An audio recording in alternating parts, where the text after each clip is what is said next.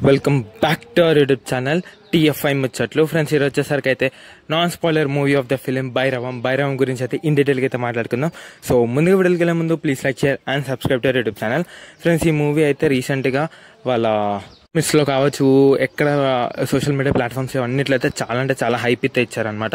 So movie మీద అయితే positive impact అయితే కలగబెట్టారు అండ్ మూవీ చూడాలని ఇంట్రెస్ట్ కూడా పెంచారు మూవీ మేకర్స్ అవ్వచ్చు. అండ్ రీసెంట్గా అయితే చాలా హైప్ అయితే చేశారనమాట మూవీని. మీ అందరికీ తెలిసిన విషయమే. మూవీ గురించి అయితే ఇన్ డీటెయిల్గా అయితే మాట్లాడుకుందాం. యాజ్ యూజువల్గా చెప్పుకున్నట్టుగానే ముగ్గురిని అయితే మెయిన్ లీడ్ రోల్లో అయితే పెట్టారనమాట. అండ్ యాక్టింగ్ వైజ్ ముగ్గురు అయితే జీవించేశారని చెప్పుకోవచ్చు. అంటే వాళ్ళకు ఉన్న దాంట్లో అయితే చాలా మంచిగా అయితే చేశారనమాట. ముగ్గురు యాక్టింగ్ వైజ్ అయితే పేరు పెట్టాల్సిన అవసరమే లేదు.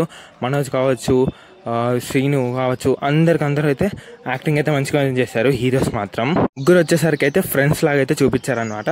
అండ్ మనోజ్ క్యారెక్టర్ని కొంచెం క్లారిఫై చేయలేకపోయారు. అప్పుడప్పుడు గ్రే షేడ్స్లో చూపించేవాళ్ళు, అప్పుడప్పుడు నీట్గా చూపించేవాళ్ళు. సో మనోజ్ క్యారెక్టర్ని కొంచెం పాడు చేసినట్టుగా అయితే నాకు అనిపించింది. ఇంక 2 క్యారెక్టర్స్ వచ్చేసరికి అయితే చాలా బాగానే పోర్ట్రే చేశారు. అండ్ అసలుకి అయితే స్టోరీ విషయానికి వచ్చేసరికి అయితే ముగ్గురు వచ్చేసరికి అయితే గుడికి ఇంటర్లింక్ అయితే చేసి ఉంటారనమాట. గుడిని అయితే కనెక్షన్ చేసి ఉంచుతారు.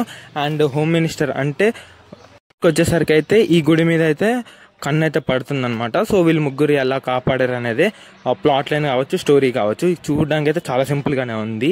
అలానే ఉంటుంది సినిమాకి కూడా. అండ్ పాజిటివ్స్ మాట్లాడతాను, నెగిటివ్స్కి వస్తాను, కొంచెం టైం వెయిట్ చేయండి. అండ్ వీళ్ళు ముగ్గురు కలిసి ప్రీ ఇంటర్వెల్లో ఒక ఫైట్ అయితే చేస్తారనమాట. అదైతే ఊర మాస్, అదైతే చాలా బాగా అనిపించింది. అండ్ ఇప్పుడు నెగిటివ్స్ గురించి మాట్లాడుకుంటే, స్టోరీ ఇందాక చెప్పుకున్నట్టుగా టూ సింపుల్గా ఉంది. అండ్ ఎక్కడనమాట మనకి ఒక సోల్ అనేది ఉండదు స్టోరీ మొత్తానికి. ఆ సోల్ అనేది మిస్ అవుతుంది. ఆ సోల్ లేకపోవడంతో మనమైతే మూవీకి అయితే కనెక్ట్ అవ్వడం అనమాట. ఎందుకంటే షిఫ్ట్ కొడుతూ ఉంటారు. అండ్ ఫస్ట్ హాఫ్లో లవ్ స్టోరీ ఉంటుంది. అది ఎందుకుందో వాళ్ళకే తెలియాలన్నమాట. అండ్ హీరోయిన్ అయితే తెలిసిందే కదా, శంకర్ గారి కూతురు.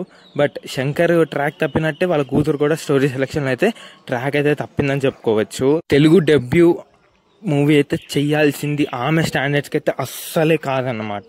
సో ఆమె వేరే లెవెల్ స్టాండర్డ్స్ అయితే సెట్ చేసుకోవచ్చు, మంచి మూవీస్ అయితే సైన్ చేసి. బట్ ఇదైతే ఆమె చేయాల్సిన మూవీయే కాదు, జస్ట్ సాంగ్స్ కోసం అండ్ ఏదో ఉండాలి కదా లవ్ అన్నట్టుగా అయితే వాడుకున్నట్టుగానే ఉంది మూవీలో. మూవీ అయితే నాకు పెద్దగా అయితే నచ్చలేదన్నమాట. మామూలు మాటల్లో చెప్పాలంటే బిలో యావరేజ్ కన్నా నాకు డిజాస్టర్ అనిపించింది. ఎందుకంటే ముందు ఆస్పెక్ట్స్ కీ ఆస్పెక్ట్సే వర్కౌట్ అవ్వలేదు. సినిమాటోగ్రఫీ వచ్చేసరికి అయితే పర్లేదు అనిపించింది. ప్రొడక్షన్ వాల్యూస్ కూడా పర్లేదు. మ్యూజిక్ ఇంకొంచెం ఉంటే బాగుంది అనిపించింది. బీజిఎం వైజ్ కూడా అంతేం లేదు. సో మూవీ అయితే పెద్ద రాడ్ అని చెప్పుకోవచ్చు. సో ముగ్గురు కలిసి వస్తున్నారని చాలా హైప్ అయితే ఇచ్చారనమాట. ఆ ముగ్గురు కలిసి ఇప్పుడు ఇంటికి అయితే వెళ్ళిపోతున్నారు. సో మీరేమనుకున్నారో కామెంట్ చేయండి. So please like, share and subscribe to YouTube channel. Thanks for watching.